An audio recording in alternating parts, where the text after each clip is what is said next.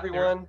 Great to be with you today. My name is John Lustria, Director of Education at the National Museum of Civil War Medicine, joined by Membership and Development Coordinator Kyle Dalton. Hello, Kyle.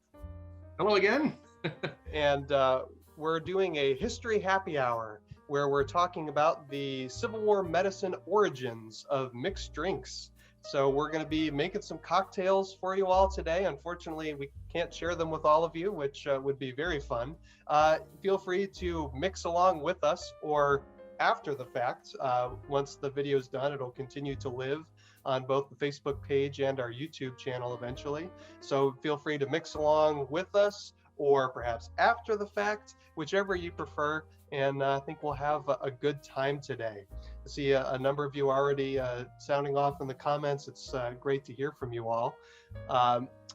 If you enjoy these videos, if you enjoy this one, go ahead and hit the like button, hit the share button. If you know someone that likes a good cocktail or a bit of medical history, go ahead and hit the share button or tell them about it. It's an easy, free way to support us. If you want to take your support to the next level, consider becoming a member of the National Museum of Civil War Medicine. You support programming like this, and this is a bit of a different kind of program, and I think it's one that you will all enjoy. So we'll put a link for membership in the comments here in just a second. And with all that said, if you have any questions during the program, please chime in. We always love to hear from folks. And I see Jan comments, does cranberry juice and ginger ale count as a mixed drink? It sure does. You have mixed two drinks. That qualifies, I'd say. And I also want to throw out there that John and I are not medical professionals. We're both historians. This is for educational purposes and also so that we can have cocktails on company time. So don't take anything that we say as medical advice. We're not telling you to imbibe quinine, but we are talking about the history around these medicines and mixed drinks. This becomes even more true as this progresses and John and I get two cocktails in. That's especially important not to take any medical advice from post two drinks John and Kyle. Exactly. Very, very good points. And we're going to start off actually with a classic. Well, I think at least two of these can safely be dubbed classics. The good old gin and tonic. Now, the gin and tonic gets its start in the 18th century, I believe, Kyle, or is it even older than that? Oh, I thought you were doing the research on this one. I thought it was something that came around a little bit later than that, but I only know its popular history. I haven't done any of the actual research. All right, well, the gin and tonic initially comes about as a British invention to basically encourage the sailors to get down the quinine medicine, which quinine would be mixed in with the tonic water. Here I have diet tonic water today, but it does say contains quinine. So very historically accurate, sort of. And basically the purpose of having the gin, the liquor, something to induce the sailors or eventually soldiers over in India in unfamiliar climes, being exposed to new diseases and such, to kind of get down this medicine to keep fevers down and just, promote wellness, at least as far as they're concerned. So that's, I think, where it comes from.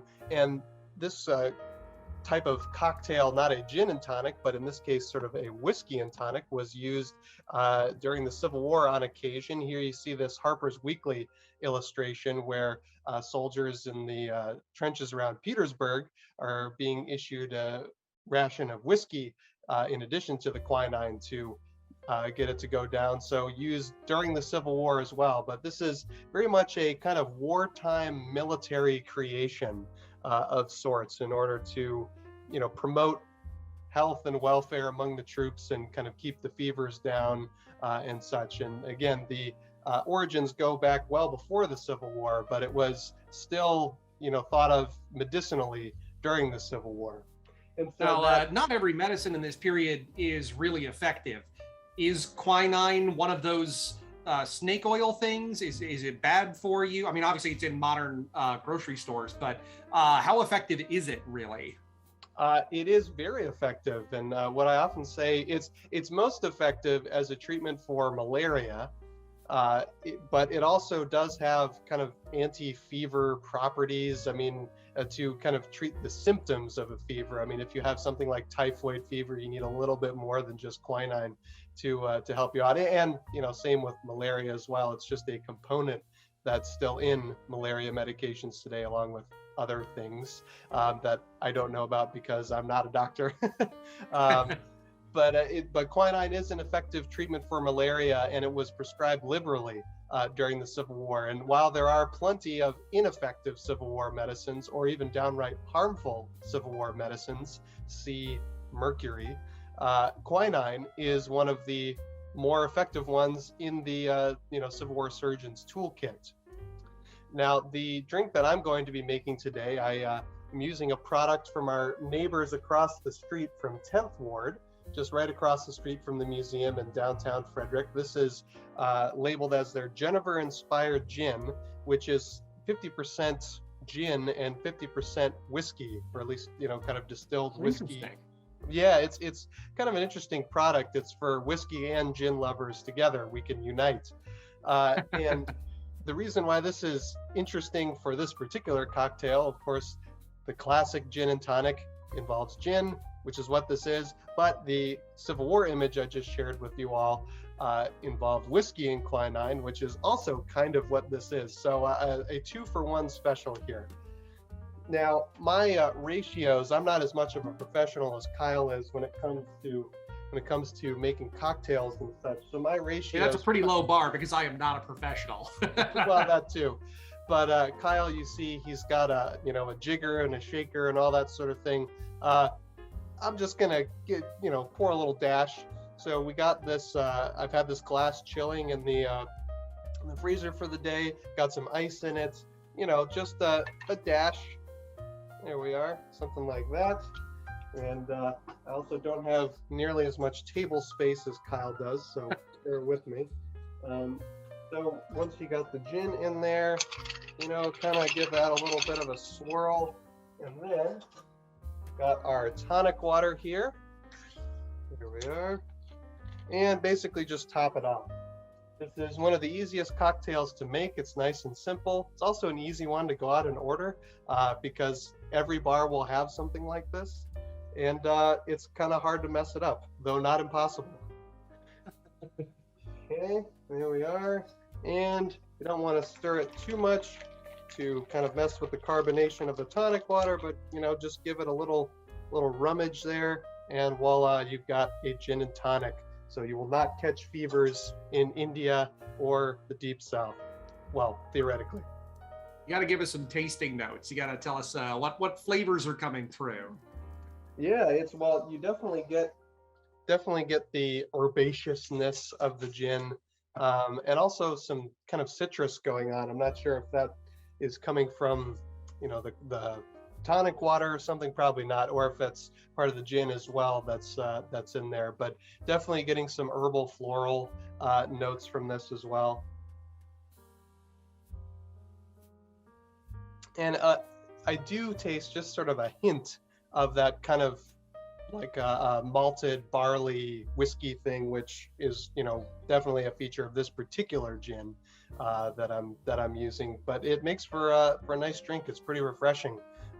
Just a little bit of carbonation in there to give it a little zip, and it's something that would definitely be enjoyable on a summer's day, which it's not summer outside, but it's awfully nice today at the time of recording. So certainly fits the occasion. Yeah. I think it's interesting that there's a mix there of, it looks like White Lightning, clear whiskey and gin. In the 18th century, whiskey was almost always consumed clear. It was not aged. It was distilled and then immediately sent out. By the time of the Civil War, people had largely figured out that it tastes better if you age it. But you could still get the White Lightning, and you still can today. In the last 10 years or so, with the resurgence of distilleries, with people wanting to get whiskey and demand going sky high, you can't just make whiskey and serve it immediately unless it's White Lightning. So a lot of companies are trying to figure out how to sell the stuff they can get out the door that isn't as desirable as your darker whiskeys. And this seems to be one of the ways that you do that. You mix the gin and the whiskey to create a new blend. That's kind of a cool idea. I didn't even know they did that. Yeah, this is 10th Ward's the only place I've ever seen that before, and it's likely an iteration. 10th Ward also does a smoked corn whiskey, which is clear, which I really enjoy. So it's probably some amalgamation of both of those. But yeah, that whole White Lightning angle, is not something that I've heard before either. So that's kind of fun. Yeah, I mean, beer you can turn around pretty quickly. Right. My fiance Emily does microbrewing here at our house every now and then, and you can get a beer in a couple of months, a very good beer. But you can't really do that with whiskey. It takes time to do it. I saw an interview with the master distiller at Buffalo Trace, which is an excellent bourbon, and they said by the end of their life, they really only get, because they age their best bourbons by 20 years, you only get like 3 batches, and you can't really learn from the last batch until it's totally finished. So they get 3 in their entire life. And that's why for them, it's a family distillery. You've got to pass that knowledge on. You have to make sure that knowledge is being built up. If you have a break in that, if the company is sold off, if you fire your distiller and bring in another one, you lose a lot of information in between. And you may not even know what you've lost until their last batch is finished. So it's an interesting process that's very different from brewing. Distilling is a whole other thing. Absolutely, especially those extremely long-aged things like that. Just popping quickly over to the comments, Greg says, still at work, so only hot chocolate for me. Alcohol will be later. So thanks for tuning in, Greg, and looking forward to having your future beverage of choice. Jan asked, the Confederacy had a hard time acquiring quinine, is that right? And did they use willow bark as a substitute? They absolutely did. For the most part, the Confederacy was actually pretty good at keeping pace with the Union supply-wise when it comes to medicines. The Confederacy, and as Kyle has said before on some of his videos doing research with anesthesia, the Confederacy built several medicine producing factories in various cities throughout the South that ensured that they were well supplied. But the trouble with quinine, it is ground up tree bark from a particular tree in South America. And so because of the blockade, because the only place you can get it is international, because of that, that was one of the few medicines that the Confederacy, unfortunately, one of the few medicines that's very effective during the Civil War. The Confederacy had a tough time getting its hands on. But that was one of the few that they often were in short supply of. They would, of course, come across it should they capture Union wagon trains and things like that. It's reasons like that, why Jeb Stuart's cavalry raids and such, capturing wagon trains, were actually a big deal. It wasn't just sort of a footnote, even though it doesn't necessarily influence the larger tactical ordeal of a campaign, but it was a big deal because they could acquire things like that.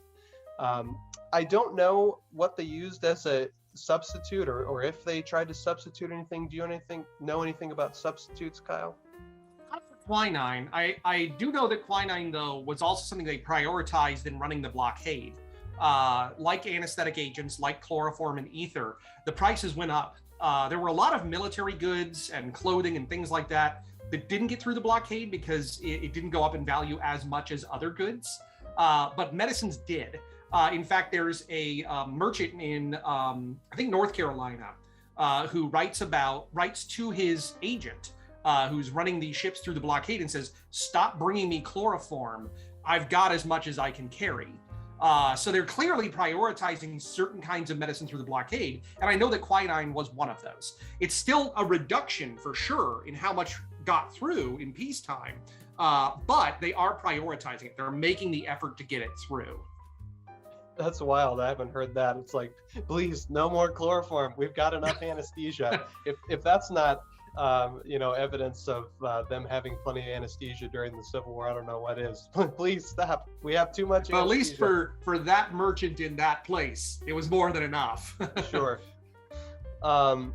Let's see. Frank asks, because the soldiers of the Civil War sent home letters describing their experiences, did their letters describe in detail these medical precautions they had to take? I suspect talking about, this whole gin and tonic situation, or the, whiskey and quinine deal. I can't speak to, instances like that Harper's Weekly illustration, but they did sometimes write home and request certain beverages. I have a letter here from a Charles Canning of the 2nd Vermont, writing home to his family. He says, "I will tell you how you can do me a favor. I do not drink hardly any liquor, but during this warm weather, I would like some good brandy. We cannot get it here without paying fabulous prices. I wish you would send me 1 gallon of nice brandy and a couple pounds of loaf sugar to go with it. And if the box is large enough, you may put me in a gallon of good gin." So that was one thing that families did write home asking about, or soldiers wrote their families asking about. Let's see here. Diane, hi from Quakertown, enjoying hard cider. Welcome, Diane. Glad you enjoyed that. And Paul says that he joined the 10th Ward Distilling Club thanks to us with our partnership with Britain's Brandy, and they're picking up some tonight. So we always like working with 10th Ward with their Britain's Brandy thing, which is an excellent cherry brandy, and of course we're using their products for this video here. So splendid. I feel like I had some other follow-up question before we dove into our next cocktail. Any other thoughts, Kyle, on the good old gin and tonic? I enjoy a good gin and tonic, and you're right, today is the day to do it. It is kind of a summery drink. It's a little bit lighter. I like the fizziness of it. I didn't have any gin on hand today, so John's the only one drinking that right now. But I can recommend, if you have not had it, it's a very simple cocktail. Usually it's garnished with a lime wheel, which gives it just a little bit more, which I really enjoy. So yeah, give it a try if you haven't. If you have, you know what I'm talking about. Right, and we touched on this earlier in terms of how you like to make mixed drinks at home, be they alcoholic or non-alcoholic. The best way to make them is how you enjoy them. It doesn't necessarily matter if it's the right way. I'm definitely much more of a casual person. As Kyle said, the technically right way is probably to have a garnish of lime wheel, or you could even squirt a little lime juice in here just to kind of give it an extra little zing if you want, or you could do it nice and simple just like I did. Yeah. And to that point, in our next beverage, we're going to be making a old-fashioned, which Kyle and I are both going to be making, and we're going to be doing it slightly different ways. Yeah, the old-fashioned is a drink that can be made in different ways, and that goes back to its origins. Oh, just a second. I'm getting my my glass out. There we go. All right. Nice frosted glass with a big cube in it. It's usually served in a chilled rocks glass with a big cube of ice. But it's done in a whole bunch of different ways. You can do crushed ice. As John said, this is a drink that has a lot of wiggle room. And as I mentioned, that goes back to its origins. Let me bring up the original source for the old-fashioned. This comes from a early 19th century newspaper. It's the oldest known source that refers to what we know today as the old-fashioned. And you can see here it's referred to as the cocktail, 2 separate words. The tail of a rooster, sometimes referred to as buttered sling. That's a long S, not an F. It's like a carryover from 18th century writing. But what I really like about this is it says, composed of spirits of any kind, sugar, water, and bitters. It does not give amounts. It doesn't say that you got to use whiskey or that it's got to be rye whiskey or bourbon. It just says, hey, a spirit of any kind. The drink is a little bit more defined now, but there's a lot of room to play around with it. Generally speaking, it's a whiskey base, again, rye or bourbon. Sometimes it's done with simple syrup. Sometimes it's done with sugar. And generally it's done with Angostura bitters.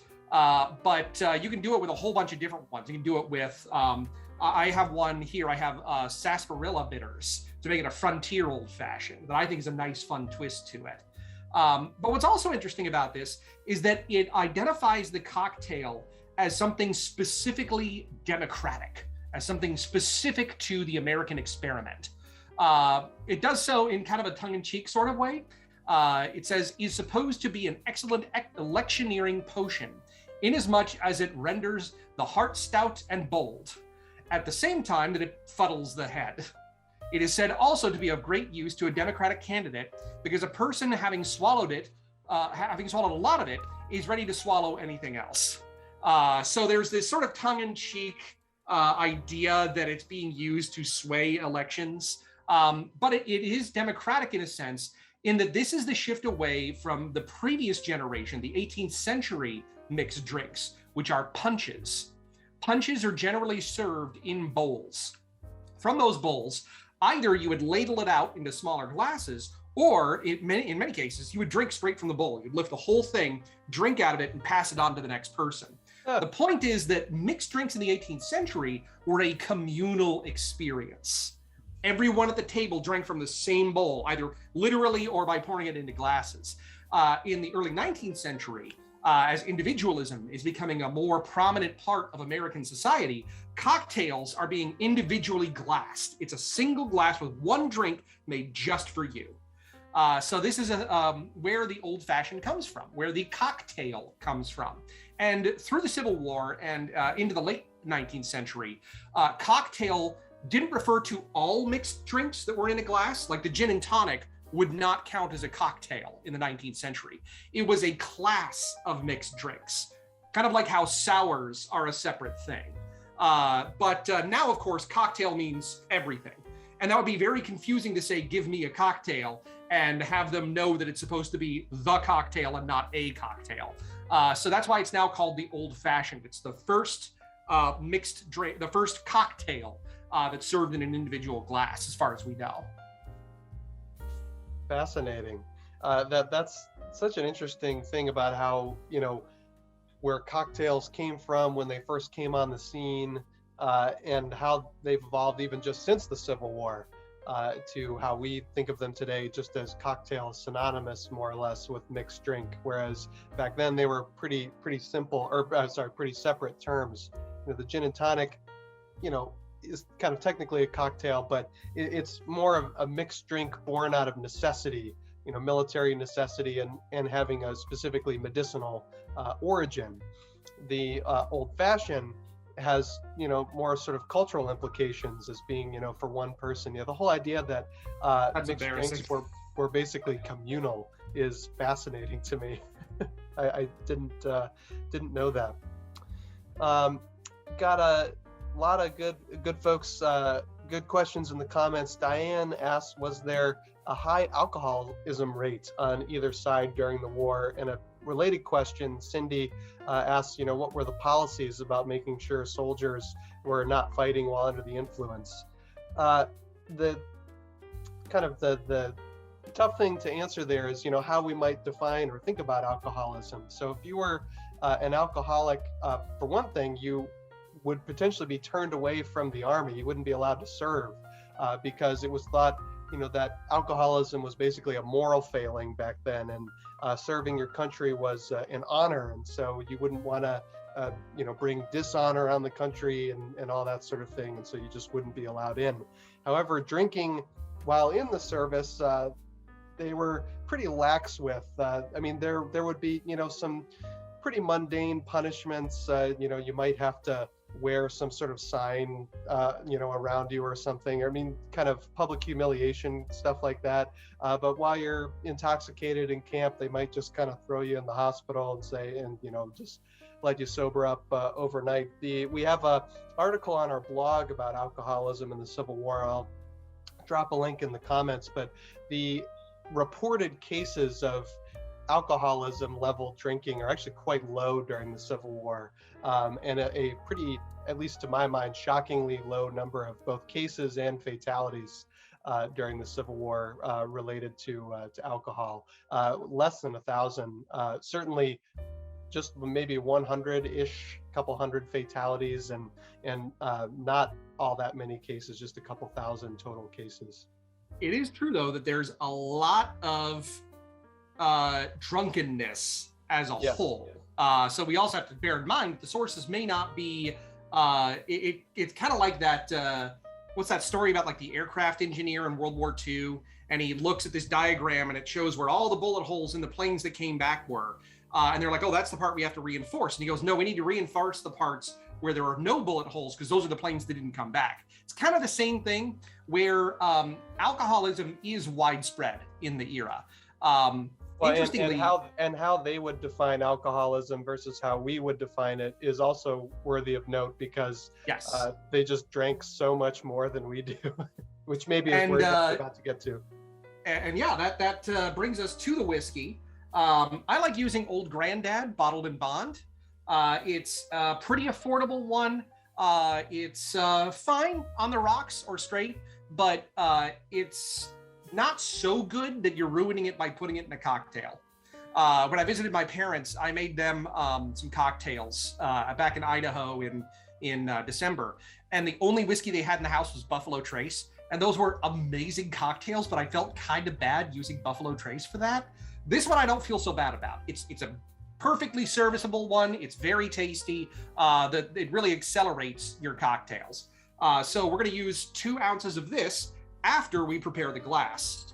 So we're going to start with some sugar. In this case, I'm just using granulated sugar. You can use simple syrup if you want. I'm just doing a half teaspoon. There's already some water in here. I'm using good old-fashioned simple syrup, which is just equal parts sugar and water that you mix up on the stove. You heat it up till the sugar dissolves in the water. It's my first time making it today. It's as easy as everybody says it is. And it keeps for a while. It keeps for a while. It's good for reading online. It's good for at least a month in the fridge. Yeah, I have had simple syrup go bad on me in the fridge, but that's just because I made way too much of it. John's right. It's super easy to do at home. You can hang on to it for a while. Next up, we're going to be using Angostura bitters. This is sort of the go-to bitters for old fashioned, but you can use really any kind of bitters you want. I mentioned earlier I use sarsaparilla bitters. I'm going to do 3 dashes of this. And I am also using those as well. We'll probably say a bit more about bitters in a moment. Now you've got the orange bitters, right? Yes, I do have the orange bitters, which figured orange is a popular flavor to go with old fashioned. So I figured keep the orange theme going here. And usually this is topped with a peel of orange, but I don't have any oranges in the house. So if I was smart, I would have done what John's doing, and I would have just done the orange bitters. Yes, we're gonna stir all that up. I don't have any oranges in the house because I basically hate most things citrus. with the exception of lime. I kind of like lime, but yeah, no oranges in the house. And I love citrus, and I'm drawn to citrusy cocktails. So this is definitely one of those. All right, I should have brought a towel. Okay, and finally, I'm gonna do 2 ounces of my bourbon whiskey here.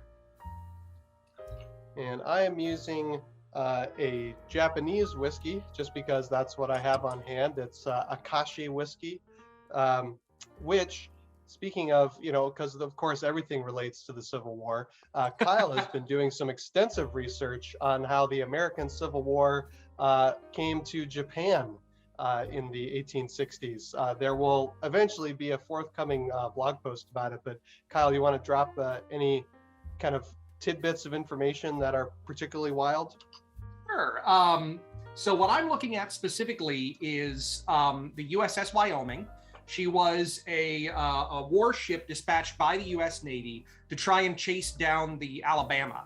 They had gotten some incorrect reports that the Alabama was in the Pacific, so she sailed all the way to Japan. It was nowhere close to that. But while in Japan, they sort of linked up with the American legation there, and it turned out to be a pretty tumultuous time in Japan's history.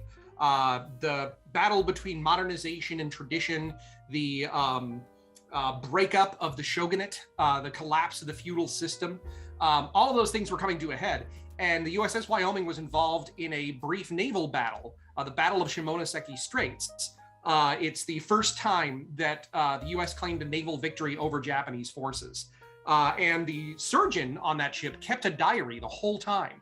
with some really fascinating insights. So I've been running down and trying to transcribe what I can, and hopefully there will be a blog post or two, maybe a video coming in the near future about all of that, a surgeon's experience, Civil War surgeon's experience in Japan. All right, so we have our old fashions made up, and here we go. Cheers, everybody.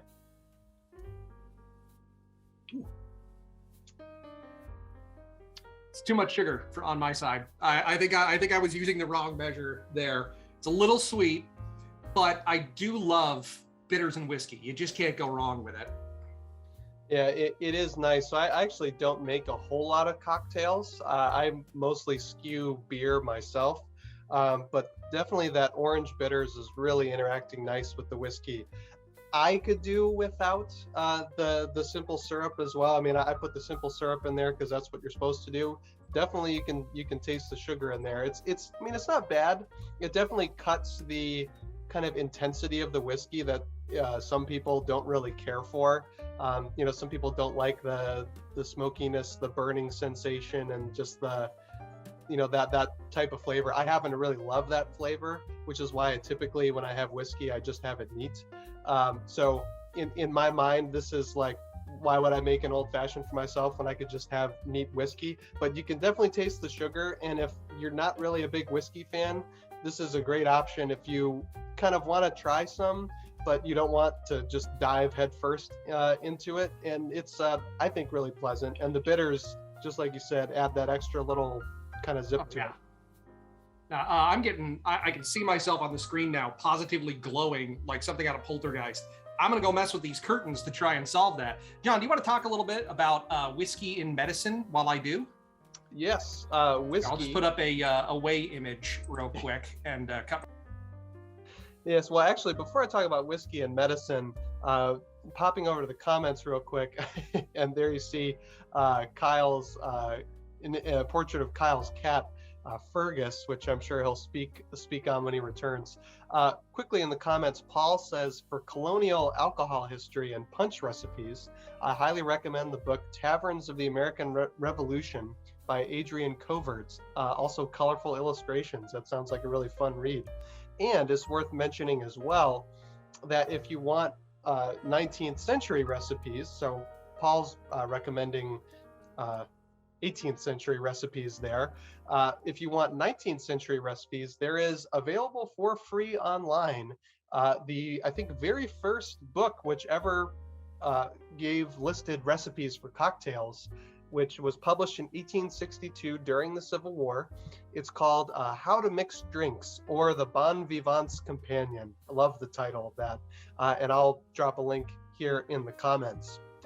But yes, just as Kyle said, talking about whiskey in medicine during the Civil War, whiskey was a common part of a Civil War surgeon's toolkit. And we kind of hinted at this earlier. It was not used as anesthesia. We're talking chloroform and ether was being used for that purpose, but the whiskey was used as a stimulant, which is odd to us today because, of course, we know alcohol is a depressant.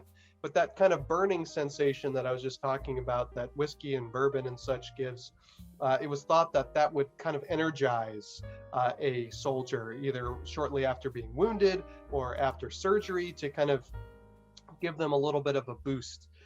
So that was typically the function of whiskey in a Civil War surgeon's toolkit. It was prescribed pretty liberally.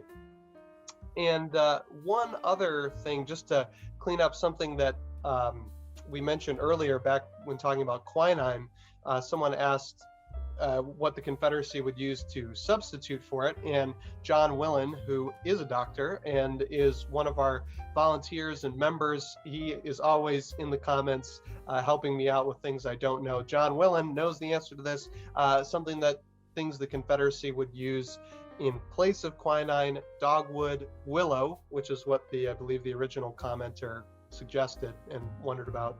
So dogwood, willow bark, or Georgia bark were used. So just to tie up that loose end there.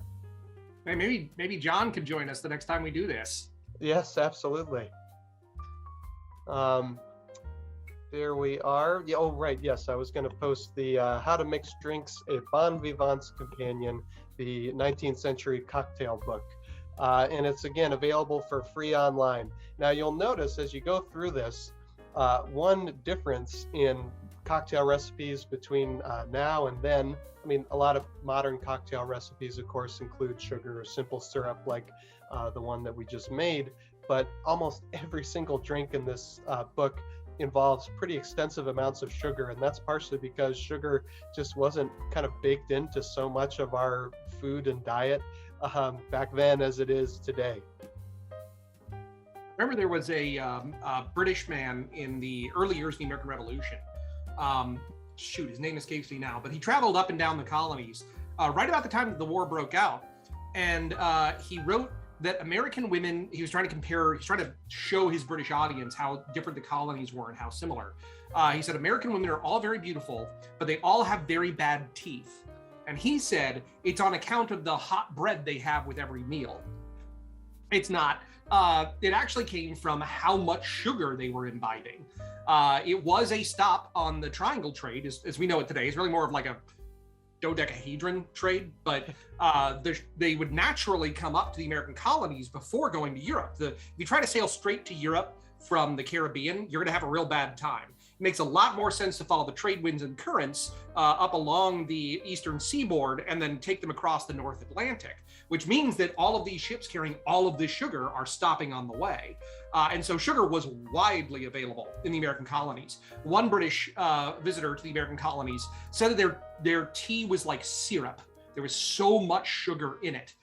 So the sugar, as you're saying, it's part of the American culinary experience from the beginning. Absolutely. And actually, on that point of sugar, again in the comments, Will says, in Larry Niven's The Fourth Profession, a bartender notes that one of the tricks of the trade is to leave the sugar out of an old-fashioned if someone insists on ordering it during rush hour. I guess maybe to save a little bit of time or something like that. So I guess there is at least a little bit of precedent for not putting sugar in the old-fashioned. As you say, I'm fine with that. I every now and then you need that sugar to be like a bridge between ingredients, but oftentimes I find it's kind of overused. I visited San Antonio last September, and we went to a historic bar crawl. Just my fiance and I just decided to hit up all the historic bars in San Antonio we could find. And there was one in particular called the Rough Rider Bar. Now it's called the Rough Rider Bar. It's where Teddy Roosevelt went to recruit the Rough Riders in San Antonio. And we had a couple of drinks there. One of them was the old fashioned, and both of them were very syrupy. And it just was not great for our palate. But everybody's different. You know, some people really enjoy having that. That's a little bit easier for them to imbibe, and it takes a little bit of the harshness off of the whiskey if you're not used to drinking whiskey. So as John was saying, you know, there's recipes for cocktails, but you don't need to stick really strictly to it. And I'm saying that partly to inoculate myself against criticism for the next drink. Exactly. Well, and one other thing that is sometimes a common feature of old fashions, I didn't do it. One of my theories is that people tend to prefer either fruits or vegetables. I love vegetables. I can kind of take or leave fruit. There's some fruits that I enjoy, but so I was just going on about how, you know, we don't have any oranges in the house. A common feature of some old-fashioned recipes is putting a maraschino cherry in there, which I also don't really care for cherries, so I don't have any of those, so I didn't put it in there. But anyway, there's a variety of different angles and recipes and tweaks that you can make to it. And again, the best cocktail recipe or mixed drink recipe, alcoholic or non-alcoholic, is what you enjoy. So experiment, play around with stuff, and you never know what you might discover. Did I make you the sake cocktail when you and your wife came over for dinner? You did, yeah. Melting snow, I think you called it. Yeah. And that one isn't even a spirit; it's a wine. So you can make cocktails out of just about anything. And I thought it was very tasty. It's very low ABV, alcohol by volume. So it's very quaffable. So yeah, there's a lot of different ways to do it. Go with what you enjoy. Absolutely. And as we're kind of moving into the final segment of the program here, I want to make sure we get to the the last mixed drink here, which I believe features again bitters, which is the kind of the thing that we're clinging to that gives us that medical connection. Yes. And I believe it's a Sazerac, Kyle. Is that right? That's right. And that's partly why I've been harping on this thing about how you can't make a cocktail the wrong way. I don't know if we have anybody in the comments from Louisiana, but the official drink of New Orleans is the Sazerac. They're very defensive of it. And there are very particular ways to make it. And every time I think I've found the version, someone else will say, no, it's got to be made this way. So feel free to rake me over the coals in the comments, but I'm just doing my best here, okay? So the Sazerac is a drink that might predate the Civil War, but probably doesn't. Again, rake me over in the comments if you feel like it. But David Wondrich wrote this excellent book, Imbibe, and it's all about historical cocktails, pre-Prohibition cocktails. And that's the thing you hear a lot in the mixing community these days, is pre-Prohibition. We want to find out what drinks we lost before 1918. So one of these is definitely the Sazerac. But David Wondrich's research doesn't really place it as far back as some claim. Some claim the Sazerac goes back to the 1830s. Reliable sources that I've seen, partly from David Wondrich, are 1880s, maybe 1890s. So it might be a post-Civil War drink, but it does use ingredients that are available in the Civil War and before. Among those is bitters. As John mentioned, bitters do have a medical connection. Both of us just used Angostura brand. The Angostura bitters were developed by a German surgeon serving in Simon Bolivar's army. And on it, part of its branding, every bottle of Angostura bitters has a little medal on it, which is probably hard to see in my camera. That features the face of Emperor Franz Josef, who was the emperor of the Austro-Hungarian Empire during the Civil War. His brother was Emperor Maximilian, who tried to take over Mexico during the Civil War. So it's very concurrent with our era. I think they had just started importing these around the time of the Civil War, I think just before, to America. But they've been in South America. They're named for the town of Angostura. They've been down there since like the 1830s. Around the same time, here in America, there was another form of bitters developed by an apothecary in New Orleans, Peychaud's bitters. And the Sazerac must use Peychaud's bitters. Again, the rest of this, I've heard a million different versions, but every single version has Peychaud's bitters.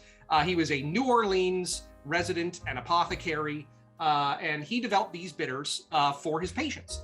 Bitters were used for a range of conditions, and in some cases are still used as a treatment for stomach ailments. Sometimes you'll see digestive bitters on the shelf. The burger place across the street from our museum sells little bottles of digestive bitters. So they were intended to be medicinal. But as we saw in that newspaper clipping for the original cocktail, it was already being used for mixing with alcohol by 1806, well before the Civil War. And by the Civil War, not to interject here, Kyle, No, but go I ahead. think that speaks to kind of how people were thinking about alcohol back then, as like, people are drinking this, we could kind of sneak some medicine in there to kind of turn this into a health drink of sorts. And it goes the other way too. I mean, how many patent medicines, how many snake oil salesmen just like repackage alcohol and say this will cure your leprosy or whatever? Right, the tonics and such. It's everywhere. And bitters are alcoholic. I think they're 40% alcohol, maybe more than that. This one's 35. Peychaud's is 35%. Yeah, this one says 28. Oh, that's a lot less than I thought. Yeah. Well, they have a bunch of herbs in them. And I think that both Peychaud's and Angostura have secret recipes. We don't actually know what all is inside them. But Peychaud's is what you need for the Sazerac. Bitters are, again, widely used in the Civil War, both for medicinal purposes and for mixed drinks. And at least in one case, they were drunk to be drunk. The Ottery Group, an archaeology company around the DC area, did some excavations of the siege of Yorktown, both the Civil War siege and the Revolutionary War siege. In archaeology, there's something called the law of superstratification. The deeper you go, the older it gets. That also means that the higher up you are, the newer it is. they had to get through Civil War trenches to get to Revolutionary War trenches. And when they did, they hit a layer in the Civil War trenches of broken bitters bottles, just dozens of them. And directly beneath that was a layer of broken beer bottles. And so their thing was, well, it's deeper, it's got to be older. They blazed through all the alcohol they could get their hands on in miserable trench warfare, and then all they could get was bitter, so they just drank that. So bitters are widely consumed recreationally in mixed cocktails and medicinally as treatment, but also just recreationally on their own in at least that one case. What we're going to do is we're going to prep the glass. This is also a remnant of 19th century drink making. This is before the era of refrigeration. You're relying on ice to chill your glass. I cheated a little bit by putting my glass in the freezer first, but we're still going to prep it the old-fashioned way, the Sazerac way, not the drinkle, you know what I mean. Emily got me this, my fiance got me this really sweet tray for making crushed ice, so I'm going to try to use that. I'm not exactly sure how to use it yet. Ooh. We're going to put a whole bunch of crushed ice in the glass. Oh, there we go. After we do the first thing that I forgot to do. See, I knew I was going to mess this up. Absinthe. We're going to do an absinthe rinse. Absinthe is very strong. So I really, and I'm not a huge fan of absinthe, but thankfully this doesn't use very much. All we do is rinse the glass with it. I'm going to put just a little bit inside. And that has a kind of licorice-y kind of flavor, which I know licorice is kind of a polarizing flavor profile. Not my favorite thing in the world. So I'm going to roll it around in the glass just to coat all the walls and everything. And this same sort of technique, not with absinthe, but this same sort of technique, I believe, is what's used in a martini typically as well, except with vermouth. And I'm going to discard that absinthe. Now I'm going to fill it with crushed glass. And then we set it as a crushed glass. God. Crushed ice. Crushed ice. I'm having a hard time today. We're going to put crushed ice inside. Whew. There we go. Okay. Right. And we're going to set that aside to chill.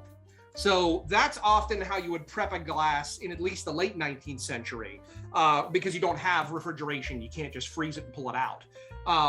This is traditionally how the Sazerac is made. I know that people have done it with just putting it in the freezer, but I don't want to get yelled at by Louisiana residents. So that's what I'm doing. I'm just letting the glass do its thing now. Next up, we're going to get a mixing glass, which I do not have. So I'm going to use half a shaker and I'm going to fill it with ice. I've only got gigantic ice cubes, so I'm just going to crack those open.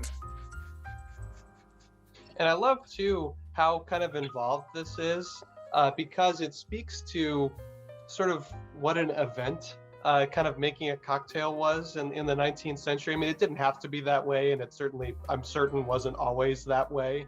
But you know, in an age where there's just a little bit less going on compared to, you know, the world of the internet and 24/7 entertainment and such, I kind of enjoy what a process this is. It's multi-stepped. You got to let the glass chill for a while. If you're going to have a cocktail, you got to take hours sometimes to prepare it, to get the glass chilled just right. So I kind of enjoy the eventness of this, as it were.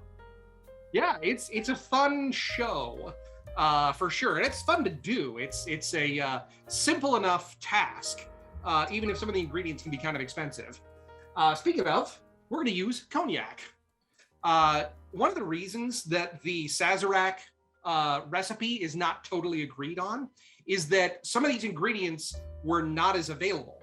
Absinthe was banned in the early 20th century, and so you had to rely on other licorice flavored or anise flavored substances to rinse your glass with.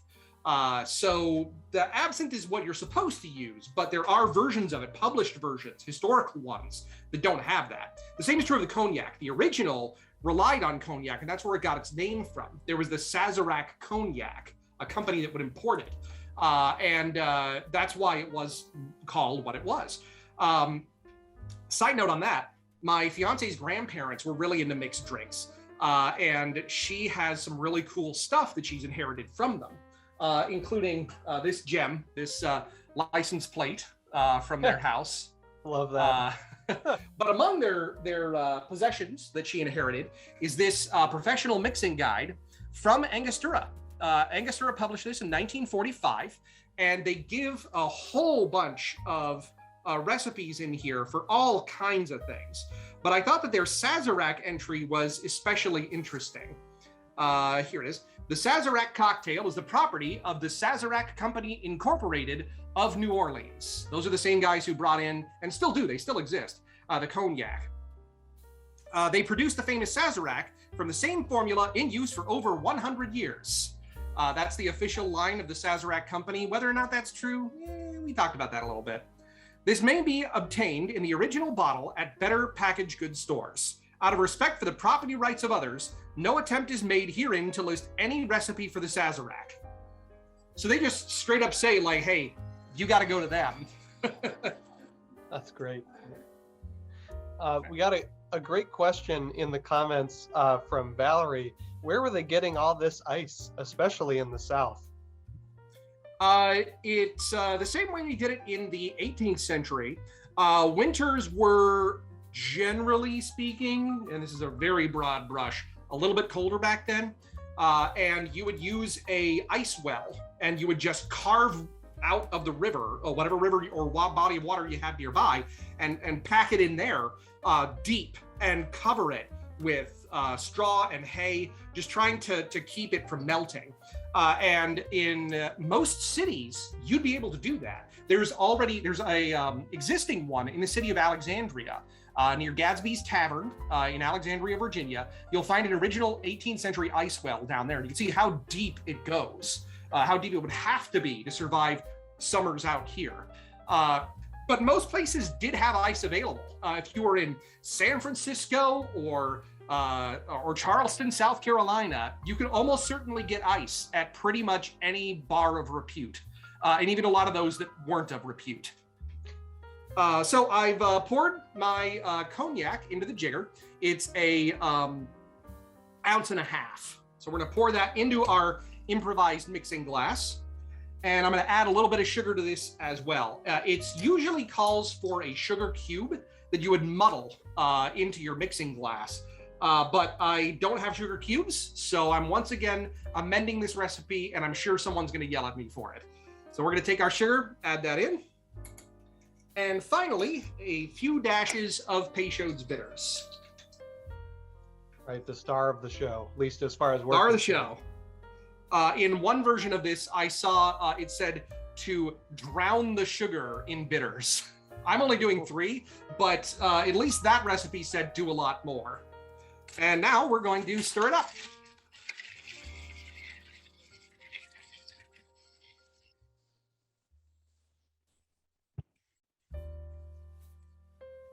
Now what I'm using here is called a Boston shaker. It comes in 2 parts. I originally started with the shaker that we inherited from Emily's grandparents, which has a built-in strainer to it. But these strainers get clogged up really easily. And it can also, when the metal expands here, it can be very hard to take apart.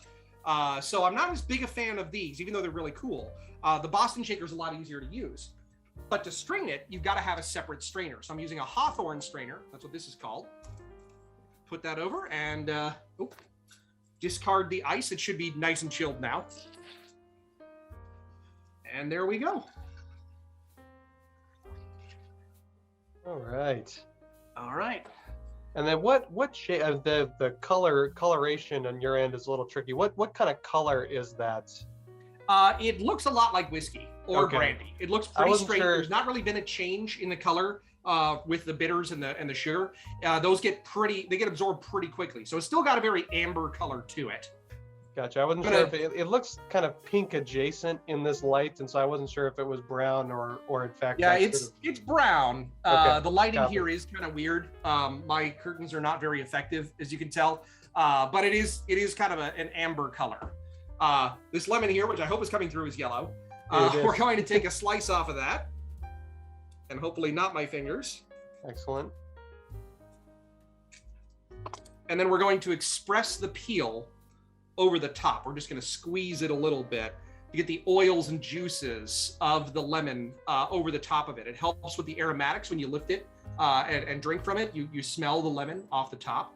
I'm just going to twist that a little bit, drop it in there. And here we go. Cheers.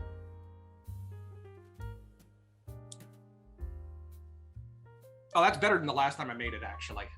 All right. I put a little bit less sugar in this time. The absinthe is still there. The licorice is definitely coming through, but it's kind of working its way through the cognac before it gets to you, which I think helps to mellow it, because I'm not a big absinthe fan, but I think it layers really well in here. And the lemon smell is great. It really kicks it up a notch. This is a drink that does need that extra bit at the end. It really does a good job of it. So good job, New Orleans, if I got it right. Otherwise, hooray for me. I did it right, even though I did it wrong. Yeah, I often find that's a good point about the, how you're not a fan of the absinthe, but you like it in this. Oftentimes I find flavors that I don't really enjoy. This goes for both food or drink. If they're incorporated with things that I do like, they add kind of an extra layer of complexity that I think sometimes can really elevate things that you already enjoy to another level. Not always, sometimes they just make it worse. But sometimes I think it can really kind of enhance, flavor profiles that you already do enjoy. Oh, absolutely. It's like with beer, when I try to have an IPA, 99% of the time I'm not going to enjoy it. I'm not a hops guy. But every now and then, they layer those hops in really well. It's not just hops. And I'll be like, yeah, this is really good. I could go for that. Same sort of thing here, where it's like, not big on absinthe, but this is pretty good. Oh, glad it's a winner. Well, this has just been delightful. Any closing thoughts on the Sazerac, Kyle, or bitters, or any other kind of medical connections with these? Man, it's crazy that we're already wrapping up because there's so much to say. I think we just got to do this again sometime. Maybe even in the future, we could put ingredients out there for folks at home to acquire if they want to join us for that. If that's something you'd be interested in, leave a comment for us. Let us know. We can gauge interest that way. And hopefully we'll see all of you at the next one too. Yes, and Dean, one of our members, says it's been a great afternoon, John and Kyle from Dean and Frederick, Maryland. Let's do this again another afternoon. So yeah, we hope you enjoyed this history happy hour with Civil War medicine and mixed drinks. If you enjoyed the video, go ahead and hit the like button and share it. Either hit the share button to share it broadly, or send it specifically to friends of yours that you know will enjoy it. And once we finish the stream here, you can go back and rewatch this whenever you want. If you want to try making one of these cocktails along with us in the future, going back and watching this, you're welcome to do so. And if you enjoy videos like this, consider becoming a member of the National Museum of Civil War Medicine. They support programming like this, and we always love to bring videos and such like this your way. So thank you so much for tuning in. We hope you enjoyed it. I know Kyle and I had a lot of fun. So thank you so much for watching. We'll be back next week. We'll be with a little bit more buttoned up academic presentation. We'll be talking with Dr. Allison Johnson about her forthcoming book on the Left Armed Corps and left-handed penmanship contests. I know I'm really looking forward to that. So tune in. I think that's next Thursday. No, it's next Wednesday is when it is, March 16th. So looking forward to that. So we'll see you then. Until next time, thanks everybody.